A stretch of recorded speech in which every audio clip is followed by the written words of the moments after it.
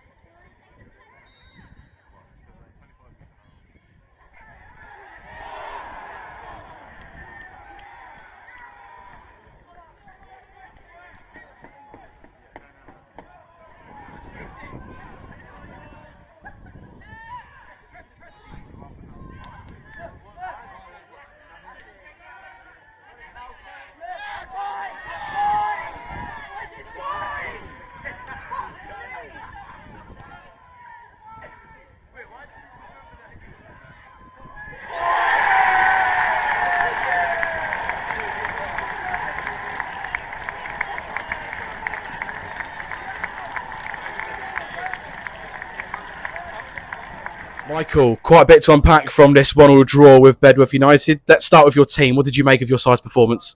Yeah, probably not at the levels we've been at recently. I think we just got drawn in tonight by the scrappy game, you know, the very stop-start.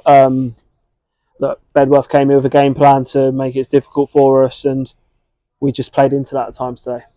Did you feel that early goal for them perhaps hindered your side because Bedworth coming here, a side fighting for their lives, giving themselves something to hold on to, getting everyone behind the ball, that would have made it difficult to play through? Yeah, 100%. Look, don't get it wrong, they had a couple of big opportunities before and Ads has made some good saves, but you give teams that are scrapping for their life that advantage like we did. It was a soft goal on our part, but like I said, they're going to hold on for it. They're going to slow it down when they can, and they did that from that moment. But pleasing thing is we kept going, half chances, nothing really clear cut, and then look, the finish at the end is fantastic.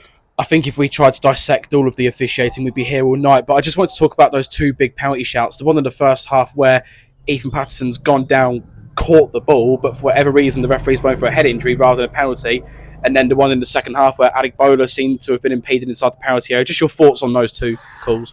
First one, I think he's just gone for a safe decision. I think, he's gone for where he doesn't have to make a decision, because ultimately if he gives that penalty, he's got to send the lad off as well. The second one was more frustrating just because the fact that if we watch it and you hear in the ground, you'll see that he puts his whistle to his mouth and then puts his player's advantage. I just think there it is that obvious a penalty. You just give the decision. So look, is what it is. We can't change it now, but I'm more disappointed that he's missed a punch on David at the end, really, in all the bedlam of the goal. So that's something we'll be looking at the footage on and send him through to the MPL for sure.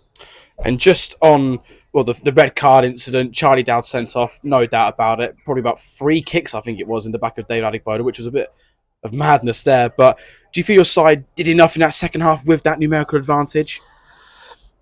Being honest, probably not. Like I said, we huffed and we puffed. We just never really created anything too concrete. I think we were letting them off the hook quite a lot by silly little pushes in the backs when the balls come in the box. And like I said, we didn't need to give these guys an excuse to go down and waste time and kill the game. So for us, look, it's a learning curve because I don't think many teams have come to us this year and sat back and gone, right, you try and play through us. So for us, like I said, it's a learning. We had to change a few things, try to change the formation, just brighten it up, but it was just difficult to get that tempo going, really. Do you see their approach perhaps as a compliment to your side, given your recent form? You've been scoring goals when you take away midweek. It's been a great run.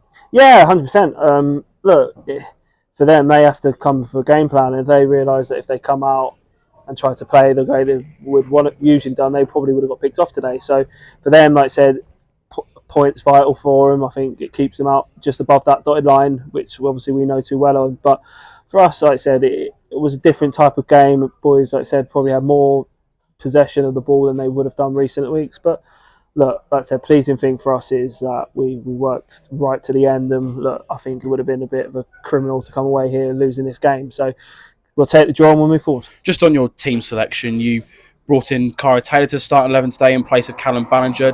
It looked as though there was a bit of a change in shape as well. Am I right in saying? No, we start with the same shape. It was an opportunity today, obviously knowing where Bedworth are at the moment and how they are conceding goals. We just thought we'd just go really attacking, really bring the game to them. And like I said, it didn't quite pan out that way. But look, you've got some really good attacking options there and we could change it. We brought Isaac on that I think done really well when he came in. You got EJ that came on and look, the finish is tremendous. So like I said, it's pleasing for us that we've got them options. Like I said, we're probably a little bit lighter at the other end, but look, we're just making do with what we got. Let's talk about that equalising goal. Ethan Johnston, he just loves a late goal, doesn't he? Excellent finish at the Peter Bank and a joyous moment for the supporters who were magnificent all afternoon. Yeah, I think we spoke off air, didn't we? One person you probably want it to fall on with his quality is EJ, and we were saying it's just someone that was brave in terms of, right, I'll take the shot on. I think at times today we got in and around the box. We just wanted to make that extra pass where maybe we just didn't want to have that shot, but fantastic for him. We know he's had a bit of an up and down season, so that would only give him further confidence for him. So yeah, happy. And just on that, do you think this could be a turning point for Ethan? He's played games this season. A lot of them have been from the bench. He's played in different positions. Do you think this could be the start of perhaps a little purple patch for him, possibly? Hopefully, yeah. Like it says, you just always, as a player, you always need that one moment, don't you, that takes you the other way. So I said, hopefully that's his opportunity to come in now and find some confidence. And look, we've got 8 games to go. We've got a really good run at it. We've got some good teams. So like I said, we've just got to enjoy this moment. We've worked hard to get where we are, and you just want to see boys working hard.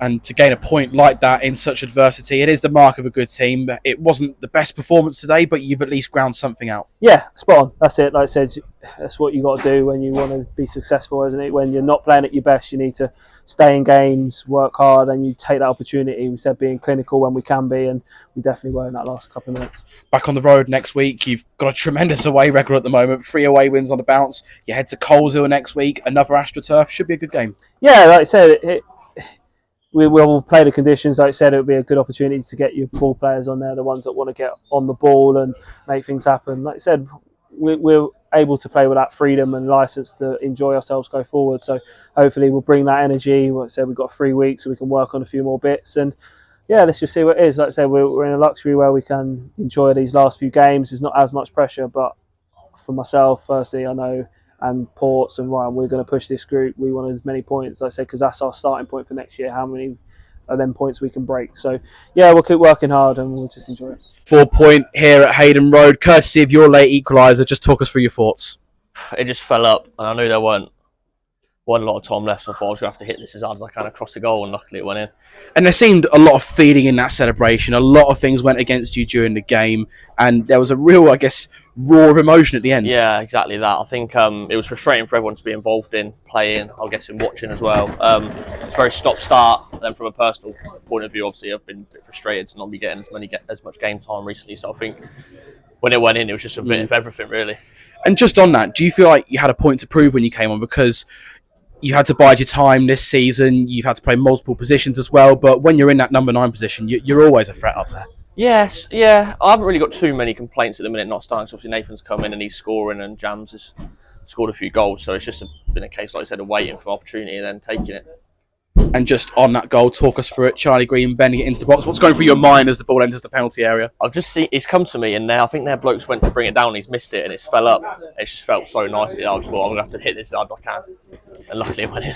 And as a striker, of course, you want to score as many goals as you can. And I guess with strikers, goals breed confidence. So hopefully you can go on a bit of a run now. Hopefully, yeah. There's not too many games left, but hopefully I can get a bit of a run together, get some starts, help the team out as much as I can.